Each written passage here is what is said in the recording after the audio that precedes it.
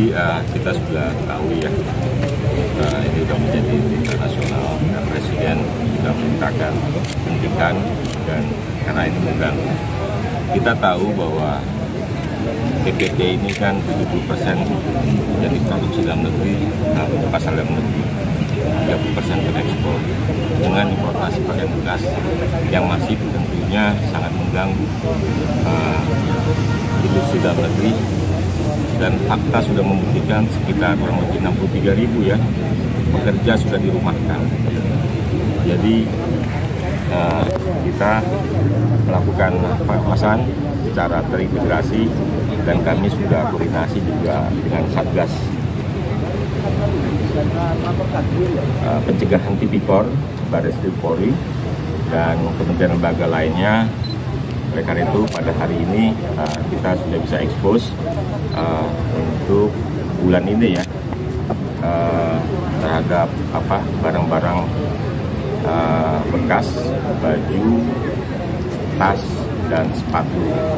Dan selanjutnya nanti tanggal 21 kita juga akan expose di Mojokerto, Jawa Timur. Sementara dari saya, baik, terima kasih kawan-kawan semuanya. Tadi sebagaimana disampaikan oleh Mas Yudi dan Pak Moga tentang mengenai apa yang dilakukan di sini, bahwa saya tentunya di sini sebagai pimpinan Satgasus pencegahan korupsi atas perintah dari Pak Kapolri untuk memberikan dukungan kepada Kementerian Perdagangan dalam konteks melakukan pengawasan terkait dengan masalah barang atau baju dan pakaian, sepatu, tas, dan lain-lain bekas dari impor ya, ilegal tentunya. Jadi ini tentunya selain dari yang disampaikan Pak Menteri tadi, bahwa ini berdampak juga masalah kesehatan kepada masyarakat, juga berhubungan dengan hal yang melanggar hukum, ilegal.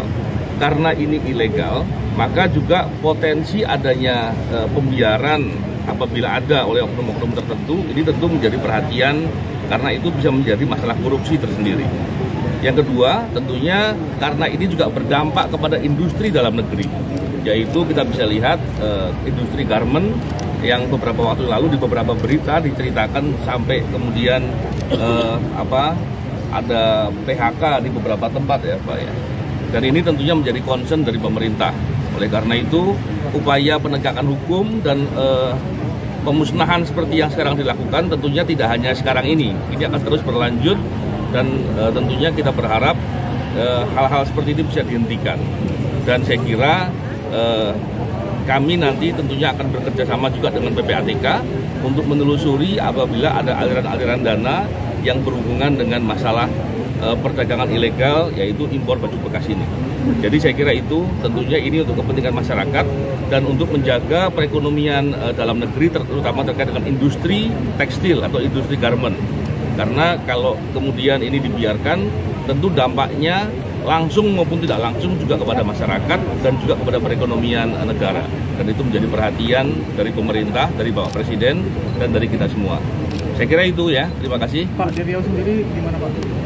Ya, memang apa yang kami lakukan tentunya ini bukan hanya di Riau ya, di beberapa daerah lain juga dilakukan.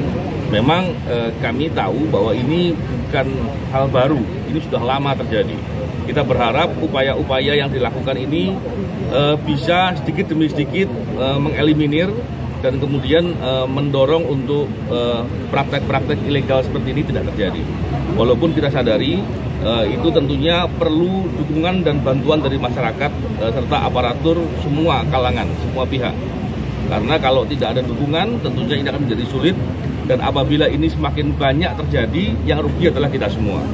Saya kira itu ya. Pak, untuk jumlah tersangka Pak? Ya, tadi sebagaimana Pak Menteri sudah sampaikan bahwa apabila perdagangan itu terjadi sudah di dalam, itu menjadi sulit karena membedakan antara itu barang lokal, perdagangan lokal antar masyarakat dengan impor kan menjadi sulit. Oleh karena itu sebenarnya peran ini juga menjadi peran dari Bea Cukai. Tentunya nanti dengan kawan-kawan Bea Cukai kita akan berkolaborasi lebih baik lagi untuk bisa mengantisipasi dengan lebih optimal agar betul-betul bisa dicegah sejak dari awal masuknya. Karena kalau sudah terlanjur masuk tentunya akan sulit membedakan apakah itu perdagangan antar masyarakat atau itu barang dari impor. Saya kira itu ya. Pak, berarti sejauh ini belum ada tersangka ya Pak? Soal penegakan hukum tentunya nanti akan di pendalaman dan dicermati. Tentunya ini tidak berhenti sampai di sini. Kita juga berharap setiap upaya perbuatan melawan hukum, melanggar hukum, tentunya harus ditegakkan hukum dengan cara-cara yang sesuai dengan aturan perundang-undangan yang ada. Saya kira itu ya, terima kasih.